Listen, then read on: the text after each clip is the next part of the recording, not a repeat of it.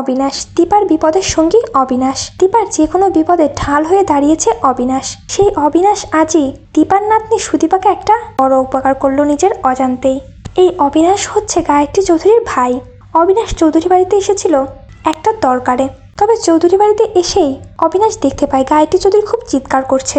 আসলে সুদীপা এবং ওই রূপার উপরেই চিৎকার করছে, কেননা সুদীপার আদিত্য ওই রাস্তার মহিলাটিকে নিয়ে এসেছে। তখনই অবিনাশ দেখতে পায় সুদীপাকে।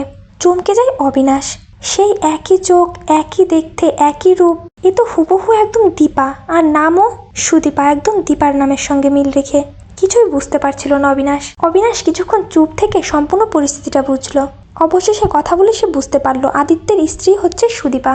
এদিকে গায়ত্রী তখনও সুদীপাকে উল্টোপাল্টা কথা বলেই যাচ্ছিল। অবিনাশ আর সেটা সহ্য করতে পারলো না। অবিনাশ গায়ত্রী চৌধুরীকে বলে ওঠে, দিদি তুই একটু চুপ করবি?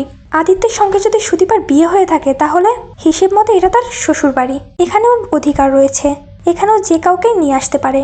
এরপর অবিনাশ রূপার দিকে তাকিয়েও চমকে ওঠে। অন্যদিকে অভ্র এবং বড়মাও চায় যে বৃদ্ধ মহিলাটি এখানেই থাকুক যতদিন না সে সুস্থ হচ্ছে।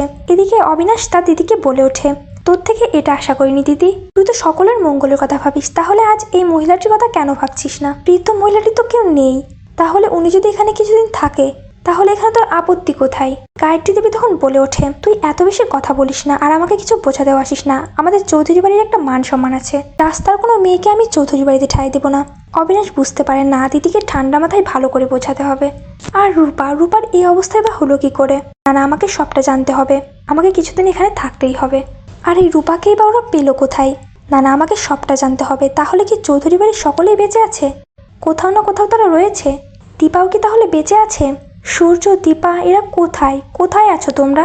প্লিজ ফিরে এসো, তোমার বংশের দুজনকে আমি খুঁজে পেয়েছি।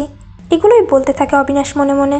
এদিকে রূপা, তার কিছু মনে না পড়লেও স্মৃতিতে আবছা শুধু অবিনাশ নামটা ভাসছিল, আর সেজন্যই রূপা বারবার অবিনাশের দিকে তাকাচ্ছিল, হাসছিল তাকে দেখে, যা দেখে মনে হচ্ছিল সে অনেকদিন ধরেই অবিনাশকে চেনে। হ্যাঁ বন্ধুরা, একে একে এভাবেই সেনগুপ্ত পরিবারের সকলে যদি একে একে ফিরে আসে তাহলে সেটা দেখতে আপনাদের কেমন লাগবে?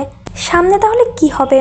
গায়ত্রী দেবীকে থাকতে দেবেন রূপাকে এই বাড়িতে, নাকি বের করে দেবেন এবং রূপার সঙ্গে কি সুদীপাও চলে যাবে? না, এমনটা হওয়ার কোনো চান্সই নেই, কেননা অবিনাশ যখন এসেই পড়েছে তখন সে কিছুতেই সুদীপাকে বাড়ি থেকে যেতে দেবে না। তো বন্ধুরা, ভিডিওটি ভালো লাগলে অবশ্যই লাইক, কমেন্ট এবং শেয়ার করে দিন। আর চ্যানেলে নতুন হয়ে থাকলে অবশ্যই চ্যানেলটি সাবস্ক্রাইব করতে ভুলবেন না।